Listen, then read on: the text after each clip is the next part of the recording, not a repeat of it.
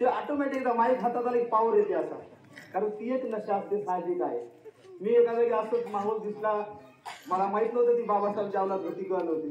भाषण सुरू झालं, अर्धे पळून गेले. आता भाषण जोश मध्ये होतो मी, त्यातले परत अर्धे पळून गेले. भाषण सुरूच माझं. एक सवय राहते वक्ता असो, एकदा भाषण करायला ते पेटले की त्याला भान राहत नाही. मलाही तसंच झालं.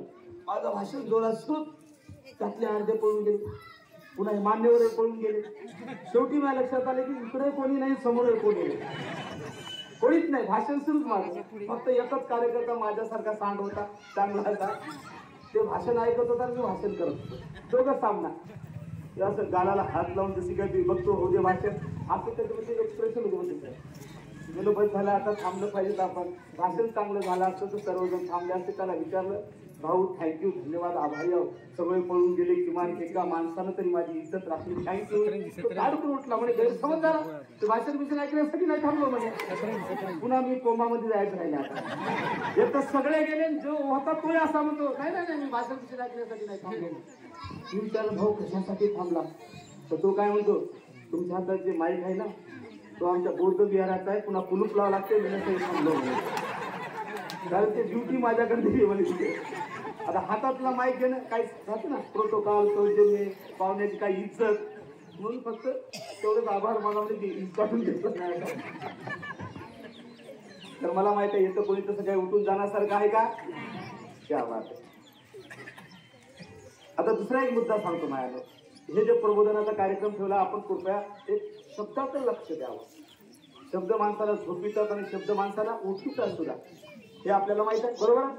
आपल्याला सर्वांना माहित असेल, डॉक्टर बाबासाहेब आंबेडकरांचे गुरु होते, नाव होतं संत कबीर. ऐकलं का नाव? बोलत जा, मला कीर्तन करायचं आहे. संत कबीर नाव ऐकलं? क्या बात आहे. संत कबीरांचा एक दोहा फारच सुंदर या प्रबोधनाला लागू होतो. संत कबीर एके ठिकाणी म्हणतात, शब्द शब्द सब को एक है, शब्दों का करो विचार, एक शब्द शीतल करे, एक शब्द दे जा. समजला का? बोलायच हो नाही काहीतरी म्हणा. कोणाला समजलं? ताईला समजलं, मी जाता धक्का लागला मला, मलाच अजून समजला नाही. ताई समजला पण ते अरे अजून मला 20 वर्षांनी 2 वर्ष मला समजला नाही. ताई आमची बहीण एका झटक्यात मला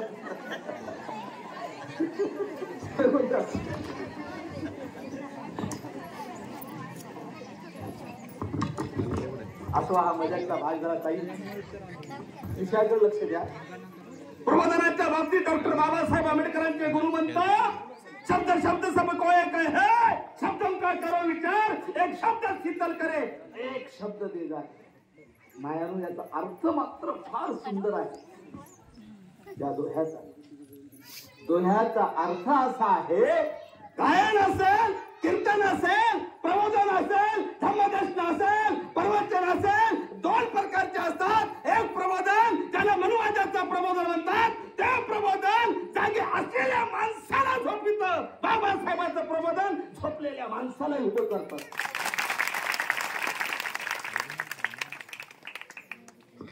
यासाठी प्रबोधन ठेवलं. आपण सर्वांनी एक ना एक शब्द आपल्या ह्याच्यात दिला. बऱ्याचदा काय होतं, मी भाषण करतो, भाषण होतं, एखाद्या आपलं भाषण केलं, पहिले 2 पाय मधात मी साधी गोष्ट नाही.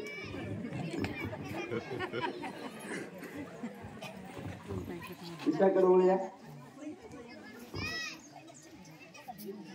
मी असं सांगत होतो की आपण सर्वांनी शब्दाकडे लक्ष द्यावं.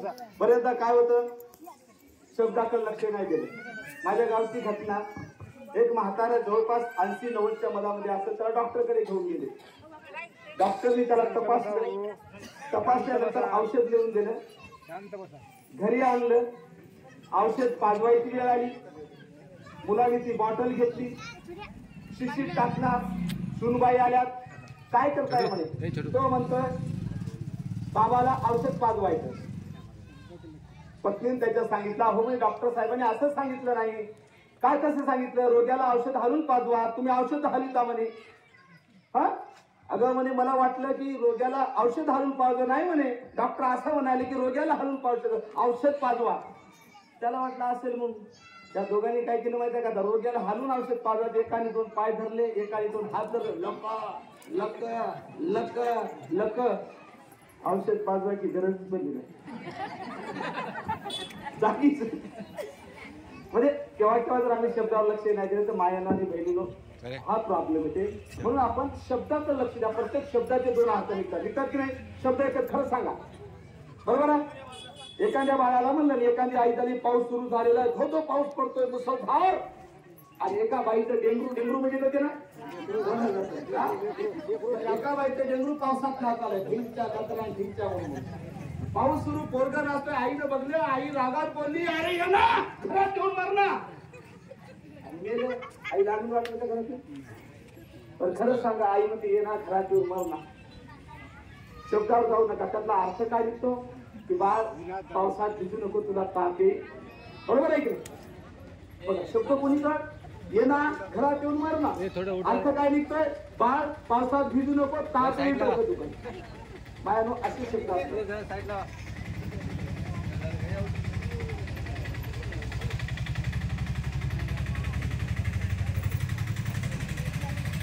आणि म्हणून आपण सर्वांनी शब्दाकडे लक्ष द्यायचं. शब्दाकडे लक्ष नाही दिले काय होईल माहिती आहे? प्रॉब्लेम निर्माण होते. माझा प्रसंग सांगतो, मला लग्न करायचं होतं. 2-3 गोष्टी आहेत. 2 माणसाला सरासरी लोक रिस्क घेत नाही, पोरगी देत नाही, ते कार्य करतात दुसऱ्या वरती. बरोबर आहे. हॅलो.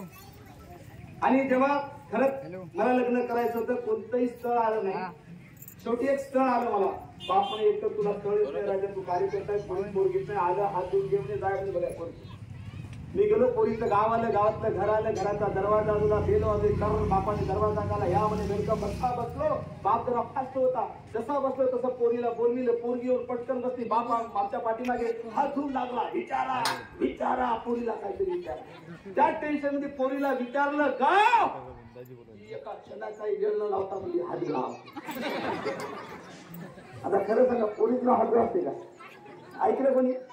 आणि मला नंतर कळलं की ती टेन्शन मध्ये होती.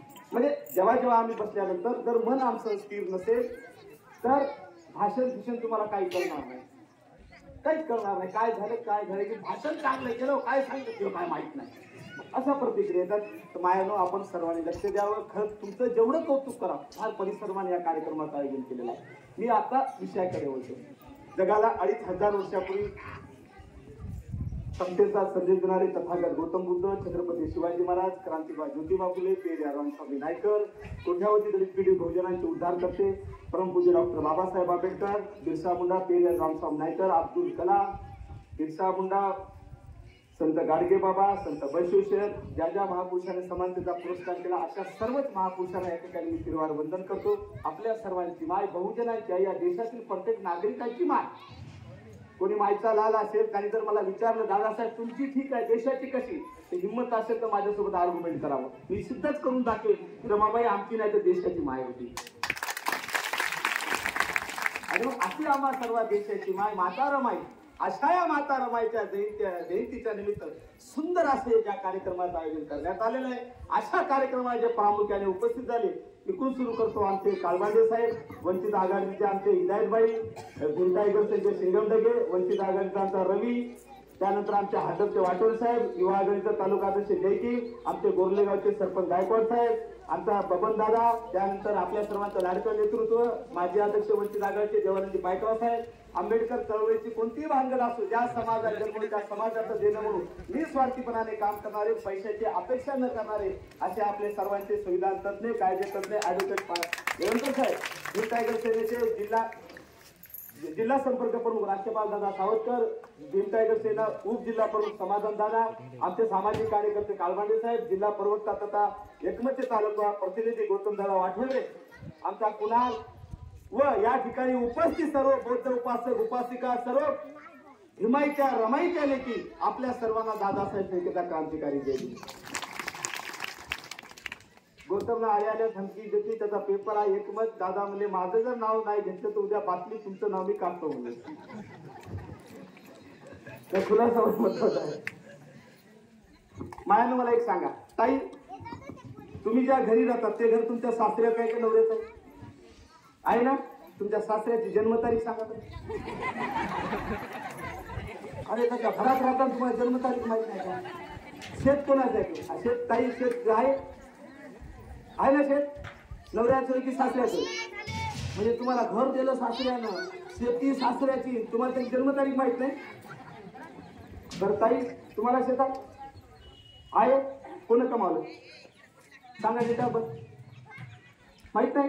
बरं सासूची नाही नाही मग शाळा मग नाही चौकशी करतो बरं किती कमाल आहे विचार करा. थोडं पॉईंट कडे आलं पॉईंट करतो तुमच्या लक्षात जमावायचं महत्व. बघा ताई सासऱ्याच्या घरात राहते, सासऱ्याचं शेत बरोबर आहे की नाही? त्याची जन्मतारीख माहित नाही. तुम्ही ताई तुमचं नाव काय बोला. मी असंच कीर्तन असते मग भाषा जात नाही. तुमचं ताई नाव काय? शेती आहे कुणाची सांगा डेट ऑफ बर्थ. घर सासऱ्याचं तरी डेट ऑफ बर्थ माहित नाही.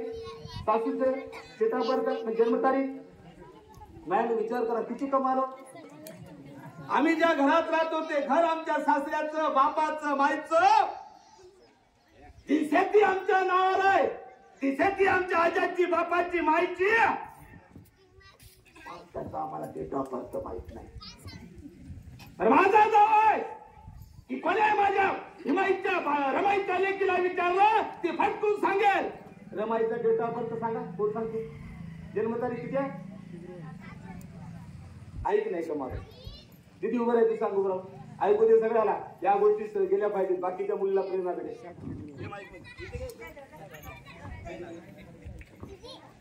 किती आहे मग? 7 फेब्रुवारी 1998.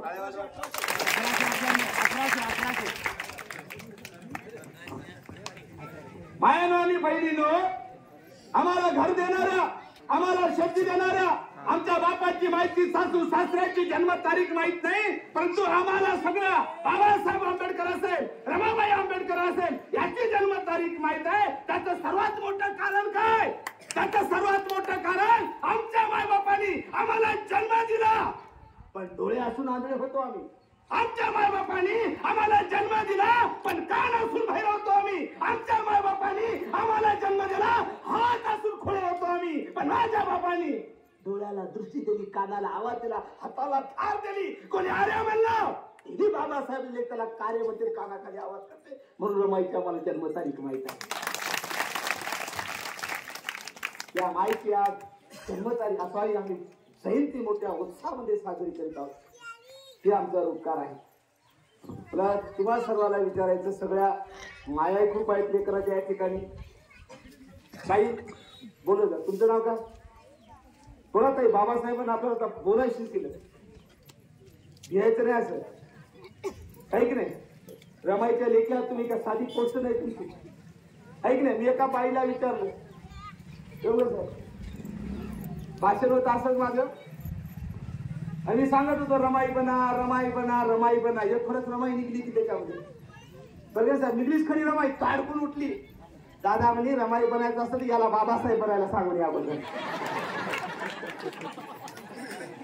डायरेक्ट रमाई कसं बनता येईल वरी? आता बाबासाहेब बनावं लागेल की. बरं मायानं एकीचा तरी नवरा आहे की नाही बाबासाहेबांसारखा? हात वरी नाही. खोटं बोलायचं नाही, खोटं बोलायचं नाही. नाही बाबासाहेबांसारखा नवरा त्यालाच म्हणता येईल जो तुम्हाला गुलाम समजत नाही. बाबासाहेबांसारखा नवरा त्यालाच म्हणता येईल जो तुम्हाला इज्जत देतो, जो तुम्हाला मान देतो, जो तुम्हाला सन्मान देतो, जो तुम्हाला बराबरीचा दर्जा देतो, जो तुम्हाला प्रत्येक कार्य स्वाभाविक करून तुमचं मत घेतो. असा नवरा असेल तर 100% तो बाबासाहेबांसारखा. बाबासाहेब तर कोणी होऊ शकत नाही. आहे का कोणाचा? आहे वा माझा माहिती म्हणजे बापू आहे समजा, पण माहीत आहे ना मी क्या बात आहे. विचार करा माझ्या दिशाकडे. मी असं विचारत होतो की ताई तुम्हाला किती लेकर आहेत? 2 मुलगा मुलगी. क्या बात आहे. म्हणजे तुम्ही 2 लेकराचे आहात. मी एवढ्यासाठी सांगतो की तुम्हाला प्रत्येक गोष्ट समजली पाहिजे. ताई बसा.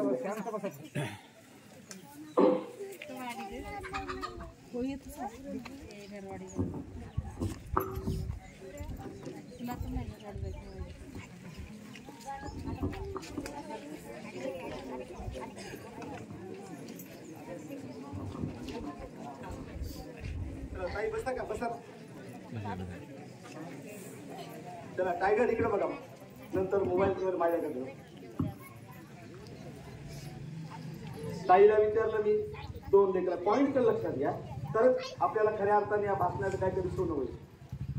मला दुसऱ्या ताईला विचारायचं ताई तुम्हाला ताई तुम्हाला किती लेकरं आहेत? तुम्हाला 2 लेकरं आहेत याचा अर्थ काय ताई 2 लेकराची आहे बरोबर आहे माय मान्य आहे ना. अजून ताई तुम्हाला किती आहेत? 2 लेकरं आहेत. ताईला 2 लेकरं आहेत. बरं ताई तुम्हाला 2 लेकरं आहेत मग तुम्हाला 3 लेकराची माय म्हणता येईल का? नाही ना. नवऱ्यावर भरोसा आहे आपला असं काय आगाव नाही म्हणून असं कुठं असेल बा म्हणायला. ताई हा मजाकचा भाग झाला. अजून मला सांगा पुढचा मुद्दा अत्यंत महत्वाचा यासाठी सांगतोय मी. मला मी पुढचं जे सांगायचं तर हे सांगणं मला अत्यंत महत्वाचं आहे. ताई तुम्हाला किती आहेत? 2 मुली. मला सुद्धा 2 मुली आहेत. क्या बात आहे. तुम्हाला ताई 2 मुलं क्या बात आहे. ताई तुम्हाला किती आहेत? 3 आहेत. माय तुम्हाला किती आहेत? 6. म्हणजे आपला हायस्ट स्कोर किती गेला? माहिती नवरच बाबासाहेब असणार काय 6 वर गेला ना 2. आता पॉइंट करूया मायानो. मी माझ्या प्रत्येक बहिणीला विचारलं ताई तू किती लेकराची आई आहे? ताई सांगत होती 2 लेकराची. कोणी सांगत होतं 3 लेकराचं. कोणी सांगत होतं 4 लेकराचं. कोणी सांगत होतं 6 लेकराचं. याच्या पुढे कोणी गेलं नाही. म्हणा तुम्हाला विचार